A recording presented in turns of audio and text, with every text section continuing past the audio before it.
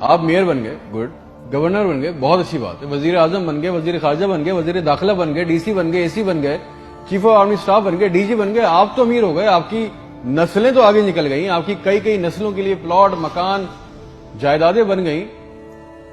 پاکستان کے عام آدمی کے لیے کیا ہوا؟ اس کو کیا ملا؟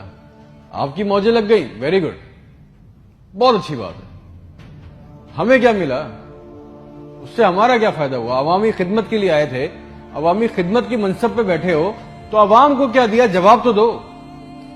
200 فالتو لوگ ہمارے ملک سے حج اور عمرہ کرنے جاتے ہیں ہمارے خرچے پہ، پیرس کے، فرانس کے دورے، آم کی پیٹیاں جا رہی ہیں، ساڑیاں جا رہی ہیں ہمارے پیسوں سے۔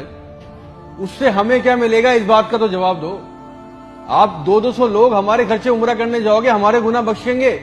نہیں، آپ کے بخشے جائیں گے، اللہ جانتا ہے۔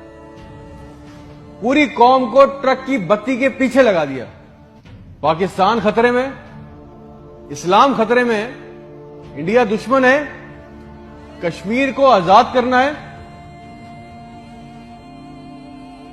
نہ پاکستان کے لیے آج تک کسی نے کچھ کیا، نہ اسلام کے لیے کچھ کیا۔